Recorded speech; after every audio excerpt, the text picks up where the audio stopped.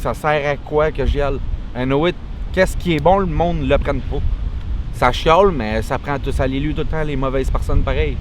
J'ai l'impression qu'avec le système tel qu'il est, un système qui n'est pas proportionnel encore, donc mon vote allait être relativement jeté aux poubelles. L'élastique, à un certain moment, ça va péter et si on tire trop dessus.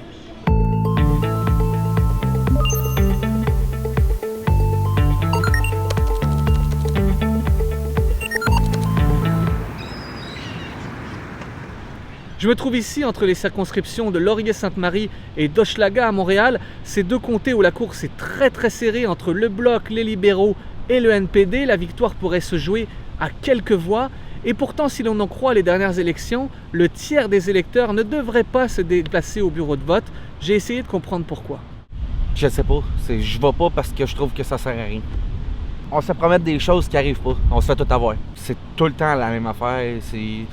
Tu vas élire quelqu'un, puis dans un mois ou deux, on va parler contre lui comme l'autre. Comment ça s'appelle, Trudeau, c'est ça? Ouais. Mais dans le passé, est-ce que vous avez déjà voté? Dans le passé, oui. J'écoutais ce que le monde me disait d'aller voter, puis j'allais voter pour qu'est-ce qu'il disait. Parce qu'il me disait que ça va changer les trucs, puis blablabla, mais finalement, ça change pas. Fait que j'ai décidé juste de pas y aller. Le portrait de l'abstentionniste, c'est davantage un jeune qu'un vieux.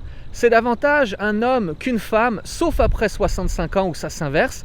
Et il n'y a pas de grande différence que l'on soit né au Canada ou à l'étranger. Les promesses non tenues, ça c'est la première des choses.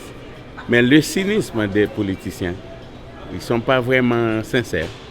Quand on était plus jeune, peut-être on ne se rendait pas compte. Mais en vieillissant, maintenant j'ai 75 ans, alors je me rends compte que le vote, c'est comme un jeu. Parfois, on ne gagne jamais.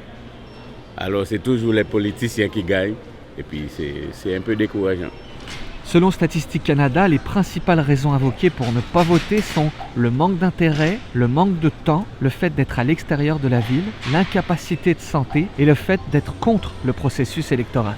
Je pense qu'il manque de diversifier dans les opinions des politiciens. Il n'y a personne qui vous convainc dans la liste qui vont changer les choses, qui vont faire ça pour les citoyens et non pour eux. Je pense que non. J'ai vraiment sous-estimé à quel point le sujet est tabou. Il y a quand même un électeur sur 3 qui ne vote pas et pourtant beaucoup m'ont fait croire qu'ils votent ou alors ont refusé d'en parler publiquement. Moi, j'ai déjà voté quand j'ai eu mon premier enfant. Là, quand j'étais étudiante et tout, je votais parce que j'avais une foi. Là, j'avais une foi que je pouvais apporter un changement. Puis je trouvais qu'il y avait des beaux élans, puis il y avait des beaux discours. Mais justement, je pense que le système est tellement lourd qu'il faut quelque chose de plus gros pour faire changer. Là. Je pense que c'est le peuple qui doit engendrer ce mouvement-là, non par un vote, mais par une solidarité. Les membres des Premières Nations, c'est parmi ceux qui votent le moins et c'est particulièrement vrai au Québec qui a le record au pays du faible taux de participation des Autochtones. Par exemple, dans la réserve de Kahnawake, sur 8000 habitants, il n'y en a que 56 qui ont voté en 2015.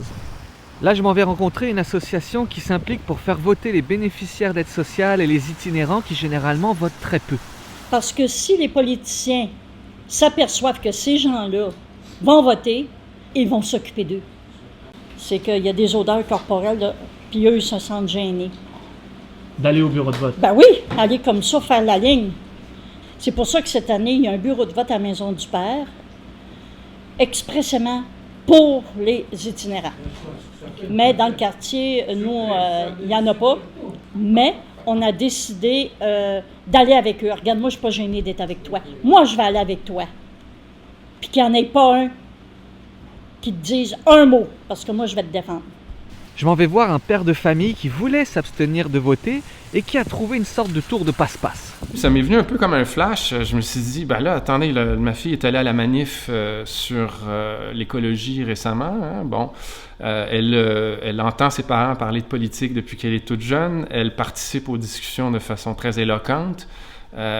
Pour moi, c'était naturel de me dire, ben, regarde, je vais lui donner mon vote, elle a 14 ans, et c'est elle qui va prendre la décision. Son choix semble être assez arrêté à ce stade-ci, après 2 débats, mais je considérais que c'était un geste tout à fait pédagogique aussi pour elle de voter. Et donc moi, je ne lui enseigne pas l'abstention, ce n'est pas du tout l'objectif de ça, c'est vraiment au contraire qu'elle prenne possession de ce geste citoyen à ma place.